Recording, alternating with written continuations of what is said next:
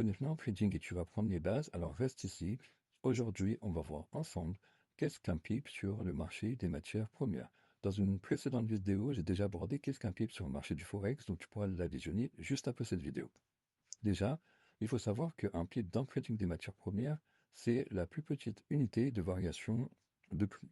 Donc là, c'est normal que vous soyez un peu perdu, mais grâce à un exemple, on va mieux comprendre. Il faut savoir que trader les matières premières, ça consiste à acheter et vendre des ressources naturelles dans le but de profiter des variations de prix. Par ressources naturelles, j'entends bien donc les métaux comme l'or, l'argent.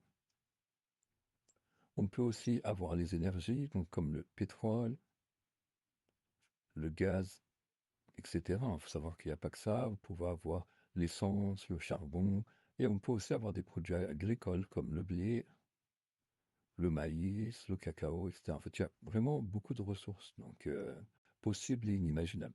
Donc là, on va aborder un exemple avec l'or et le pétrole, et vous allez tout de suite mieux comprendre et voir que c'est hyper simple. On va juste revenir sur une petite notion.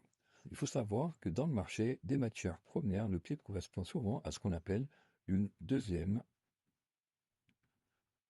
décimale. Donc là, vous devez vous demander, mais de quoi je parle? En fait, c'est super simple à comprendre. On va prendre, imaginons l'exemple de l'or. Imaginons que le prix fixe de l'or soit 1932,45.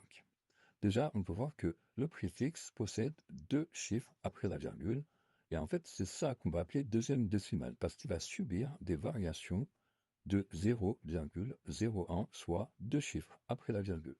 Donc ça, c'est toujours bien de le savoir. Une fois qu'on a compris ça, maintenant, je vais expliquer qu'est-ce que l'augmentation d'un PIB sur le marché des matières premières. Imaginons qu'on garde ce même prix fixe et que du coup l'or passe de 1932,45 à 1932,46. On pourra voir que facilement notre or, donc le prix de l'or, a monté d'un PIB. Ok?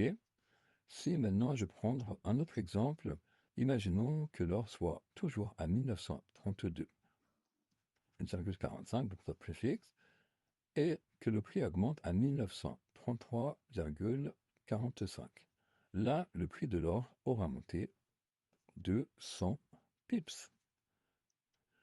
Une fois que vous avez compris ça, vous pouvez du coup désormais calculer n'importe quelle variation de prix grâce aux pips. Si vous avez compris, laissez un like et je vous laisse avec une petite question. On va prendre le pétrole. Imaginons que le prix du pétrole, donc je vais vous l'écrire, pétrole, le prix du pétrole fixe soit à 74,30 et qu'il passe à 74,57. Dites-moi dans les commentaires de combien de PIB le prix du pétrole a-t-il augmenté.